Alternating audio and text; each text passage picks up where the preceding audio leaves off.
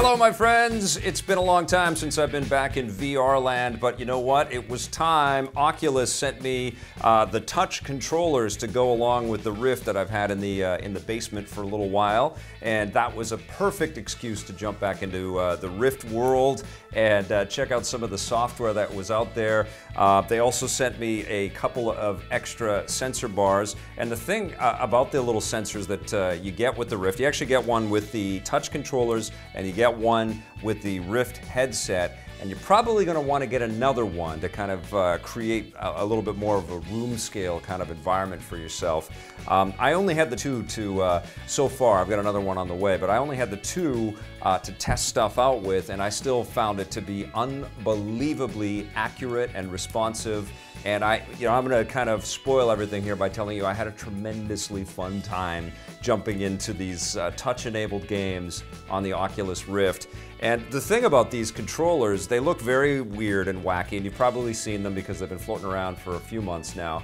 But they have this sort of ring around them, and you've got the two, regular sort of controllers that the thumbsticks that you're going to be familiar with. I did play a little bit of Lucky's Tale with the touch controllers, and it was totally fine. It was like having two nunchucks in your hands. But that isn't a game that you really need the touch for. That's something that works just as well if you've got a standard Xbox One or PlayStation 4 controller or something plugged into your PC.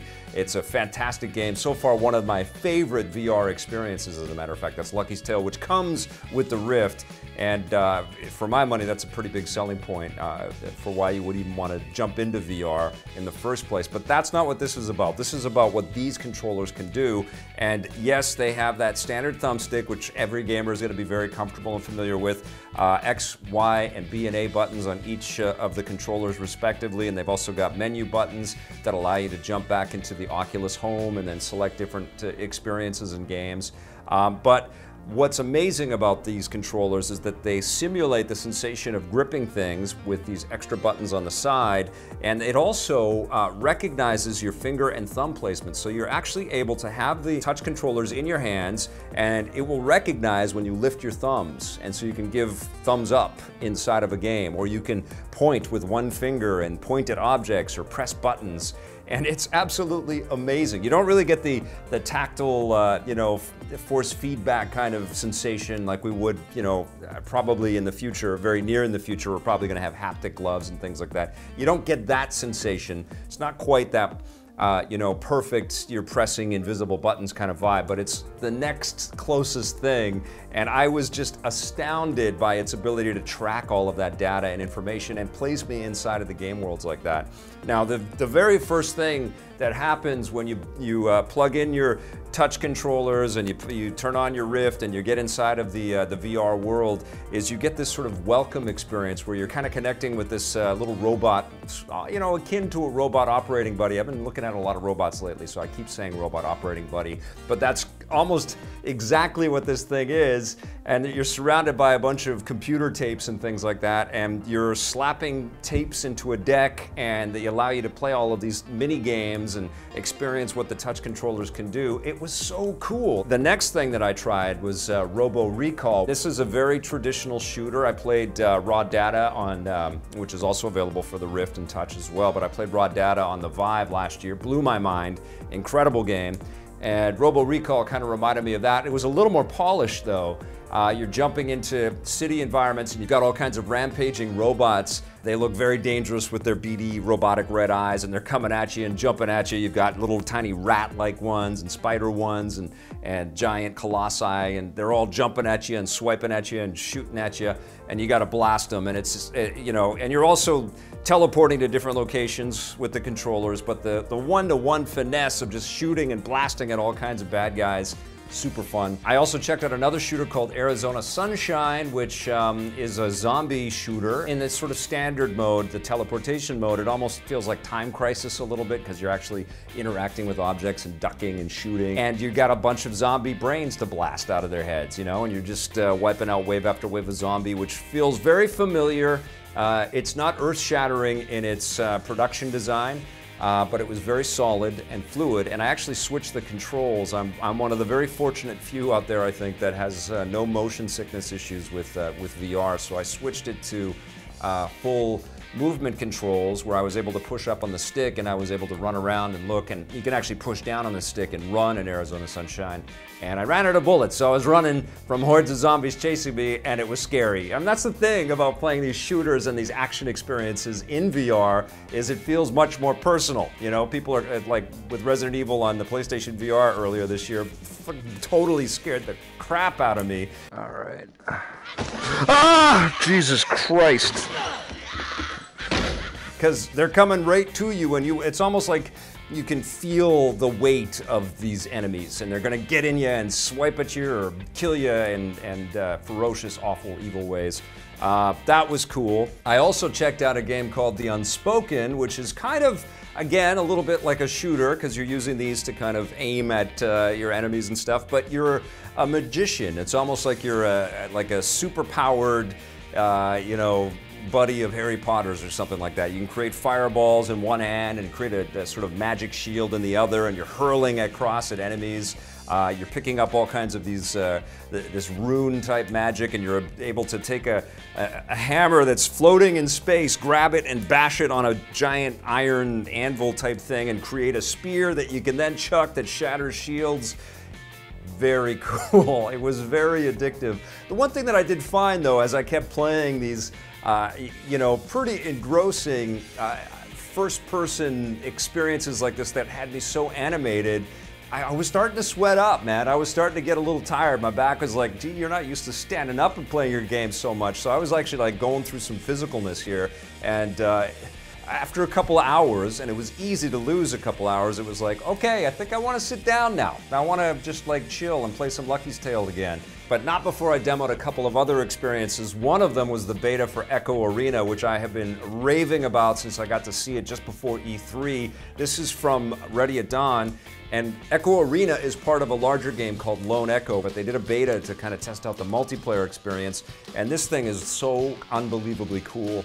It's like a mix of Ender's Game, the sport game that they had in the middle of that movie, fused with a Tron type of aesthetic, and it's team-based, and you're basically trying to grab this disc that's floating, you know, anti-grav style, just like you are, and get it into the other opponent's goal before they do. And you can grab your enemies. You can actually, using the grab functionality of the touch controllers, grab the heads of your opponents. You can punch them and basically shock them and stun them. It's not really about the violence, it's about passing and teamwork, just like any good team sport game is out there. But there's all kinds of extra strategies and abilities that come into play when you're talking about an anti-gravity experience. You're actually able to boost off of different objects that are floating in space. You can grab your enemies and launch off of them. You've got boosters on your attached to your thumbstick, so you're flying faster, and you got to kind of contend with the physics of it all. It's a little nerve-wracking because basically the gameplay is happening all around you in 3D space, but once you start to groove on it, and I have to admit, I was doing much better in a live room setting in my pre-E3 demo than I was when I was playing online against other people. But it's hellaciously entertaining. It is so damn cool. I really hope that there's enough of a community out there that buys this game and gets in on it and checks out the Echo Arena experience. So far, it's probably been one of the most crystallizing, purest examples of what VR gameplay can mean, especially in a social multiplayer type setting. It is so crazy cool. And, you know, my hat's off to all the people at Ready at Dawn that have built this for us. Haven't played Lone Echo at all, so I don't know what the single-player experience is like, but Echo Arena is something special. And the other demo that I played was really just a tiny sliver of a taste. It didn't have many, I think it only had 2.5 stars out of the 5 that the Oculus Store allows for the software that's in there, so people aren't that blown away by it, and I can understand why. But I checked out the Spider-Man Homecoming demo, and this is a little bit game-centric. It's like you get to play as Spider-Man and you put on the suit, you put on the mask. It's nothing like the Batman Arkham VR experience, by the way. It's not as robust as that. This is a freebie that's really meant to hype up the movie. But you get to sling some webs and grab some stuff and pull some posters down and shoot at things with web shooters. And just before you're about to take off and start swinging through New York City, it cuts and it says, "Go see the movie." And I was like, no, I want to swing through Manhattan. I was so psyched up to be Spider-Man. And clearly that has got to happen. Now I know that Oculus has partnered with Marvel. They're about to release this cool Marvel VR experience. I can't wait for that. But listen, I think these things are incredible. The Rift, I think, has moved up in my estimation now with these as my favorite of the VR platforms. I find that these things are very easy to set up on the desk. You just plop a couple down on each corner, and then you kind of create a marker on the floor to kind of tell you exactly what your safe areas are to play around in. You don't have to create a huge kind of room kind of space. So you don't really need, the room scale for the Vive is insanely cool. Trust me, it is. It's amazing. And you're not really going to go wrong with either PlayStation VR, Vive, or Oculus. But I like the elegance and the efficiency of Oculus and its setup. I also really liked a lot of the choices that Oculus has placed on the content that they're paying for, and also supporting on their stores. There's some really interesting software out there. Insomniac has got like 3 or 4 different games that are all pretty cool, you know? I want to see more stuff like Lucky's Tale. And clearly there's a lot of cool things coming down the pipeline as well. Playful, I think, is working on Star Child, which looks a little bit like a Metroid type game, which I can't wait for. You know, and what seems to be happening is if a piece of software comes out for one of the VR platforms, it ends up going to all of them. And I know that they're all kind of, you know, fighting for shelf space and attention and your dollars, and the software isn't blowing up. And one of the sort of pieces of advice that I would give to Oculus and to Vive and to PlayStation, I don't mean to disparage the indie development community at all, because it's incredibly important, but I feel like more money has to be spent to really bring in the big budget, sort of familiar brands. And you got to work with these companies that have the licenses and the properties. Like with Bethesda, they've got Skyrim and Doom and Fallout all coming. It's very clear to me that if VR is going to start to move the needle, it needs some cool out-of-nowhere surprises, but it also needs brands that people are very familiar with. And those have to kind of be front and center on the store, you know? Like, you gotta load it up, and it's great to see Batman up there, but we gotta see some Star Wars, and we need to see more Marvel stuff, and things that are kind of already so much in the public eye, and so much marketing money is being spent around that material that you're kind of riding that wave of information. Because I think one of the most confusing things that I've encountered when I go into any of the 3 VR stores is there's a lot of software in there that looks a little like they're mobile games, or they're just mini type games, or you know, little, and I don't mean to dismiss it all, because I haven't had time to play all of that stuff, but it does look like there's a lot of, we just made it on the platform, we just got there, and here, buy this, try this, and I think that there should be a little more effort into the curation and into the, you know, placing the spotlight on the very, very best, most premium experiences out there. And that costs money. It costs money to pay the developers to make those things. It boggles my mind that Criterion hasn't been paid to make us a full X-Wing game out there. I think that would be incredible for all of the platforms. I don't know. You know, I don't know what HTC or Oculus or PlayStation are thinking not to go to EA and say, look, we want that Star Wars VR experience. What do you need? What do you need? Let's get one of your teams on it. Criterion killed it with the X-Wing VR experience. I want a 20-hour version of that. That would be incredible. We don't have that. We're not quite there. The software is solid already. There's lots of fun things. The hardware is working. You know, clearly the wires and the cables and all that stuff is still an impediment. You still kind of have to work your way through all of that stuff, but listen, if you take the time to try this stuff out, I know you'll be impressed. Doesn't matter which of the VR experiences you're gonna go, whether you go PlayStation, Vive, or Oculus, but I can tell you right now, I've had plenty of experience with all 3 platforms, and right now, because of these fantastic touch controllers, I'm really digging the Oculus Rift. They've really killed it. I guess I'm really just kind of reviewing these as it pertains to Oculus, but these are incredible. A great step forward for VR.